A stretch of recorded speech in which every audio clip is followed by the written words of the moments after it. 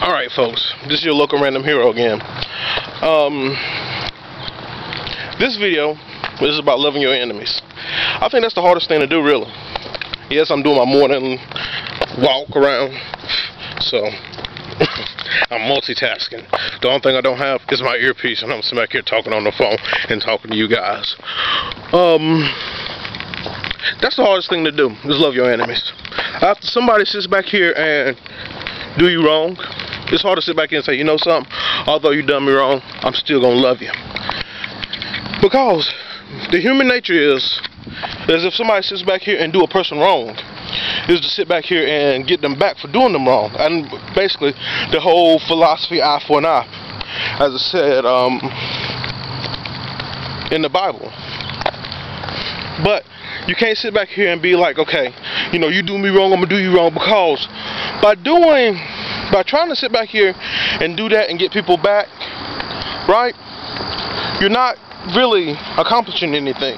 You're just putting yourself in a worse position than what you're doing, because it goes back to what Jesus was talking about planting seeds. If you plant the seeds of evilness, it's gonna come back. Simple as this.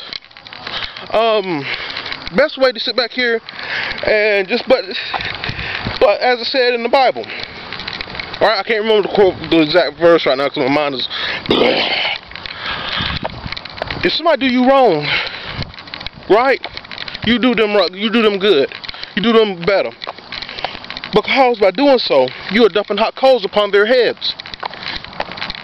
Dumping hot coals upon somebody's head is not really saying, hey, you know, you do me wrong, I'm gonna get some hot coals and dump it on your head. Because it's really, think about it, that's an assault charge. Probably something else. You're gonna be killed. I know you're gonna catch you at least 2 years in prison if you're dumping hot coals on somebody. That might be considered as attempted murder, as it seems. But I'm not telling anybody go out here and dump hot coals on people. But by doing something nice, they're gonna sit back here and think to themselves, wait a minute, this person done some good work for me, done some good to me. How in the world can I, you know, that was kind of crappy of me to do that, because they are being your debt, you know. Another thing is, God said, revenge is mine. It's all through the Bible, right? He always sits back here and tell people, revenge is mine. Honestly, if you would have talked to me about that about 11 years ago, when I would have been around about 16 going into 17, I would have sat back here and said, no, I don't believe it. But when I hit 17, and when I was basically, honestly, I didn't believe this. When I was 17, 11th grade, I got kicked out for a bomb threat, right? Something I didn't even do.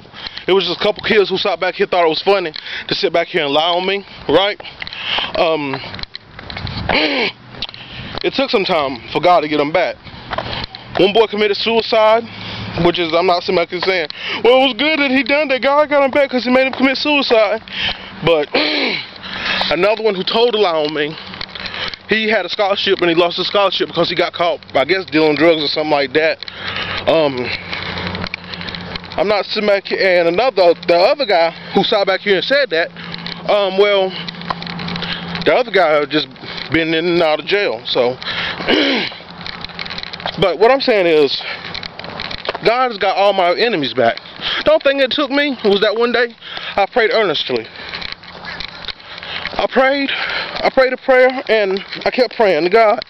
You know, because that one day I could have went back to school, sat back and said, you know something, I'm not gonna wait on God in the morning. And bow, right there, that one guy's eye, and bow, and the other two guys' eyes. You know, but from a young age, my mom taught me, you really don't have to put your hands on nobody. For the simple fact, God got all my enemies back. I was gonna say, revenge is better just left to God, folks. Seriously. He can make your enemies your footstools in a blink of an eye. He have made all my enemies my footstools. You know? So best thing to do is just, like I said, pray to God and let God handle them. You know, so if you feel like you're gonna lose your job, or somebody trying to make you lose your job, pray to God and let God handle them. All right. This is your local random hero here speaking, and I will talk to you folks later. God bless. Bye.